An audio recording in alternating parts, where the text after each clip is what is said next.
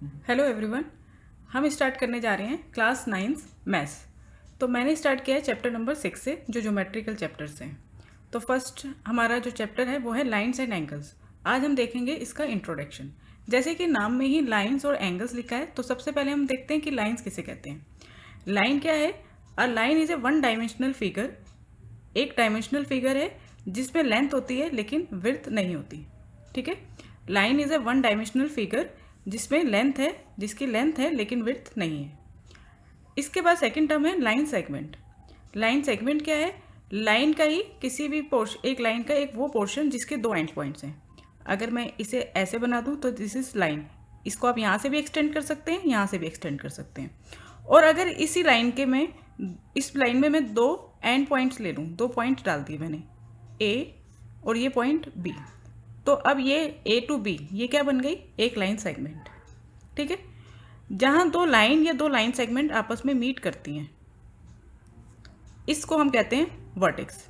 Suppose करो ओ ए और O B दो लाइन्स हैं और ये मीट करती हैं पॉइंट ओ पर, तो ओ इज़ द वर्टेक्स जिसमें एक दो लाइन्स जिसका एक कॉमन वर्टेक्स है ओ। तो ये क्या कहलाएगा? This is A O B. A O B is an angle, ये एक एंगल है। ठीक है, अब हम देखेंगे टाइप्स ऑफ एंगल्स।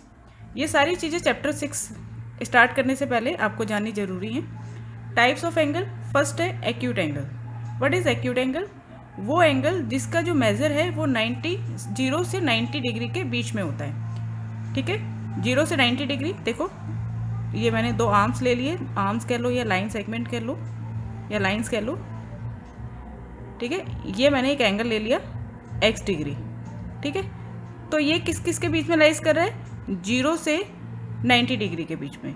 तो ये कहलाता है acute angle. Means x, measurement of x is greater than 0 degree से बड़ा लेकिन 90 डिग्री से छोटा। उसके बाद होता है राइट एंगल। राइट एंगल वो एंगल है जो 90 डिग्री का होता है। ठीक है, वो एंगल जो 90 डिग्री का है उसे हम राइट एंगल कहते हैं। राइट एंगल में दोनों लाइंस ऐसे होती हैं, ओ बी, और ओ बी पर ओ ए जो है वो परपेंडिकुलर होती है, ये 90 डिग्री। ये साइन जो होता है ये 90 डिग्री का शो करता है। उसके बाद आता है third, obtuse angle. Obtuse angle वो एंगल होता है जिसका जो मेजरमेंट है वो है 90 डिग्री से बड़ा लेकिन 180 डिग्री से छोटा। यानी कि वो एंगल जो 90 और 180 के बीच में लाइज करता है उसे हम कहते हैं ऑब्ट्यूज एंगल। ठीक है, जैसे अगर मैं 90 डिग्री से बड़ा और 180 डिग्री से छोटा बना दूँ, ये कहलाएगा x डिग्री। ये क्या होगा? 90 से बड़ा और 180 डिग्री से छोटा, यानी ऑब्ट्यूज एंगल। तो 90 degree, x is greater than 90 degree but less than 180 degree. Next है स्ट्रेट एंगल। स्ट्रेट एंगल वो एंगल जो 180 डिग्री का होता है, उसे हम स्ट्रेट एंगल कहते हैं। स्ट्रेट एंगल हमेशा एक स्ट्रेट लाइन होती है। ठीक है, स्ट्रेट एंगल यानी कि एक स्ट्रेट लाइन बनती है। ये हो गया ओ, तो ये पूरा जो एंगल है ये होता है straight angle x degree. This is straight angle 180 degree. उसके बाद आता है रिफ्लेक्स एंगल। रिफ्लेक्स एंगल जो लाई करता है 180 डिग्री और 360 के बीच में, यानी कि वो एंगल जो 180 डिग्री से बड़ा है। अगर हम यहाँ पे लें तो ये जो एंगल है ये है x। क्या है x? x is greater than 180 degree but less than 360 degree. Simply आप याद रखेंगे reflex angle is the angle which is greater than 180 degree but less than 360 degree. उसके बाद आता है कंप्लीट एंगल। कंप्लीट एंगल वो एंगल जो 360 डिग्री का होता है। कैसे बनेगा? हमने एक सिंपल एक लाइन ली, यहाँ पे जो पॉइंट होगा और ये पूरा का पूरा सर्कल, ठीक है, ये होगा 360 डिग्री का। नेक्स्ट है कॉम्प्लीमेंट्री एंगल्स। अब देखो हमने अभी तक एंगल यूज़ किया था, अब है एंगल्स, यानी कि ये एंगल्स हमें पेयर में लेने होंगे। ठीक है, two angles are said to be complementary if their sum is 90 डिग्री। दो एंगल कॉम्प्लीमेंट्री एंगल्स कहलाते हैं जब उनका सम 90 डिग्री होगा। देखो ये मैंने एक 90 डिग्री का एंगल बना लिया, ए ओ बी। अब इसमें मैंने एक कॉमन वर्टेक्स ले ली, ये एक रेज ले ली पहले, सी। तो A O C is an angle and B O C is an angle, और इन दोनों का जो सम होगा वो कितना होगा? 90 डिग्री। ठीक है, और इनकी एक कॉमन वर्टेक्स है ओ और कॉमन आर्म है दोनों एंगल्स में, O C, this is a common arm O C and this is the common vertex O, और ये दोनों जो एंगल हैं इनका सम होगा 90 डिग्री, तो ये कहलाएंगे कॉम्प्लीमेंट्री एंगल। कोई ए ओ सी कितना भी हो सकता है, बी ओ सी कितना भी हो सकता है, कितना भी मतलब कि दोनों का सम मिलाकर 90 डिग्री होगा। अगर ए ओ सी 20 है तो बी ओ सी कितना बचेगा, 90 माइनस 20 70 डिग्री। अगर ए ओ सी 50 है तो बी ओ सी कितना बचेगा, 90 माइनस 50 40 डिग्री। ठीक है, दोनों का सम मिलाकर 90 डिग्री होगा। इसी तरह से बनेगा सप्लीमेंट्री एंगल्स।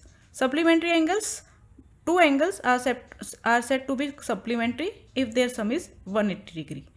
तो ये एक स्ट्रेट लाइन पे बनेंगे, क्योंकि हमें मालूम है 180 डिग्री क्या होती है, एक स्ट्रेट लाइन होती है ए ओ बी। अब इस पर मैं एक रेस ले लेती हूँ सी।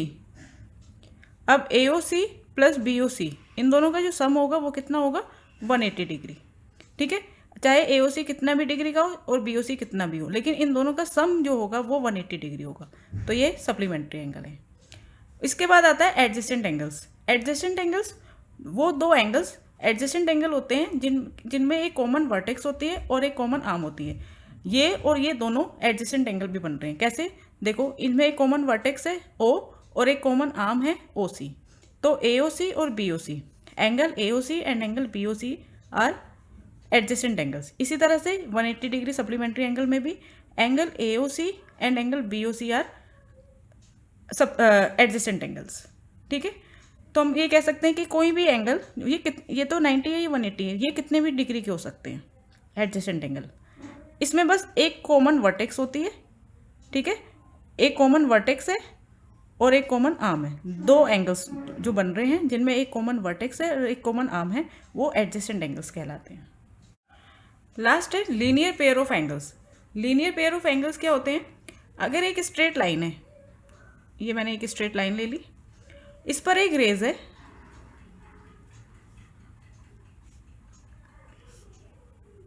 ए O B is a straight line, ये 180 डिग्री की है, इस पर एक रेज है ओ सी। ठीक है, तो जो एडजेसेंट एंगल फॉर्म्ड होंगे, A O C and B O C are adjacent angle because they have a common vertex O and a common arm O C. तो ये क्या कहलाएंगे, लीनियर पेयर। दो एडजेसेंट एंगल किसी भी स्ट्रेट लाइन में जो बन रहे हैं वो लीनियर पेयर कहलाते हैं, लीनियर पेयर ऑफ एंगल्स। इनका सम हमेशा 180 डिग्री होता है।